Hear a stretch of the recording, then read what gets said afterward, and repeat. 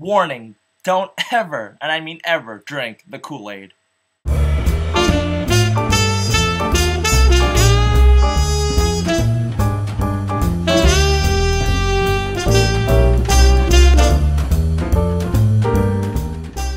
And this is my 2 cents. So who knew you could ever use the word spit and attention deficit hyperactivity disorder in the same sentence? Researchers from the Hospital for Sick Kids in Toronto are conducting a project called Spit for Science at the Ontario Science Centre.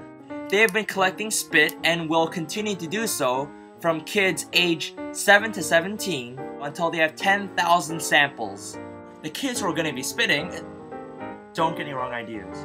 So what they hope to do is to scan the genomes and identify the genetic similarities and differences between the kids with the most extreme and least extreme of the behavioral traits of ADHD or OCD. And this will probably lead to improved tests and therapies. The next piece of news is about Formula 1. Recently, Formula 1 boss Bernie Ecclestone has come under fire for his remarks over certain types of leadership qualities.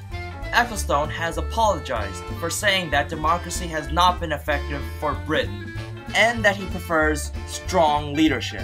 Now you must be thinking, what's wrong with that? But wait, there's a lot more. Ecclestone has said that he prefers strong leadership qualities in people like Hitler. Yeah, Hitler, like Adolf Hitler, the guy responsible for the Holocaust. Yeah. Now if that wasn't a stupid enough comment for him to make, wait, there's actually more. A while back, Formula 1 has been criticized for its lack of multi-ethnic, multicultural drivers and for the lack of female drivers. Ecclestone said that that was wrong and that the Formula 1 is very open to all kinds of drivers, including women. Unfortunately, he took it one step further and said that the women might actually be more occupied with maternity leave rather than actually driving. It's just mind-boggling how or why people think like that. So of course he apologized, saying that he was incredibly embarrassed and distressed over his comments. It really doesn't matter how he feels now or if he's apologetic or whatnot, because he made that comment under his own free will, stupid as it was. No one threatened him, no one made him say that under duress. So of course today's finger of shame goes to Bernie Ecclestone for being a sexist idiot, a racist. Just, I'm at a loss for words as to what kind of a person Bernie Ecclestone is. He's just, let's just leave it at stupid. Now this news is a bit old, but a few days back, President Obama met with the Russian President Dmitry Medvedev to reset US and Russian relations. Russia will allow US planes to fly through Russian airspace to deliver supplies and weapons and troops for the war in Afghanistan. Not only that, but the most important thing that came out of the meeting was a new framework agreement for nuclear arms reduction and to limit long-range nuclear weapons delivery systems. Not only that, but the US and Russia will conduct a joint review of Iran's nuclear and ballistic missiles programs. And if that weren't enough, President Obama defended NATO's expansion into Eastern Europe.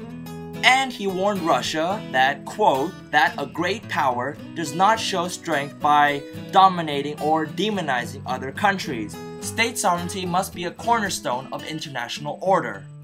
States must have the right to borders that are secure and to their own foreign policies, end quote. Obviously that last quote would apply to the states like Georgia and Ukraine that have recently, well not recently, but a few months ago that were in the news over Russia's invasion.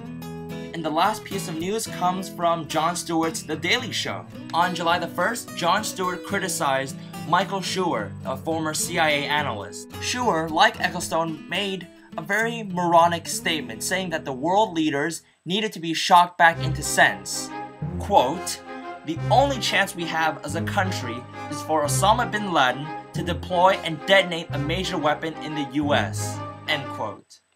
And that way, after the attack, it would force Americans to demand that the government protect them and to fight against terrorists. I mean, I've read over that quote a couple of times. It sounds like he's advocating terrorism in his own country. Just, absolutely ridiculous and stupid. You know what? Ecclestone, you get half of the finger, okay? At first, I was gonna give you the full finger, but after reading through this article, I think that Michael Scheuer, you deserve the last half of my finger of shame, because God, how stupid can you be? Now that I got that out of my system, the last piece of news that I want to mention is the Michael Jackson memorial that took place yesterday. It was a pretty emotional and heartfelt memorial where artists sang in his honor, and there were a lot of good messages delivered yesterday, like by Queen Latifah and Reverend Al Sharpton. They were all really powerful messages, you know, and it is true, Michael Jackson, he did break down racial barriers, like I mentioned in my previous vlog, and he made us believe that anyone really could be a successful artist, regardless of your ethnicity. I really do hope that all of you out there who are watching this really do appreciate Michael for the artist that he was and not for whatever he was accused of, because all that negativity was just really unnecessary. Oh, I guess that's it. Thanks so much, guys, for sticking around. I do appreciate your support. So I guess I'll be seeing all of you guys later. Bye!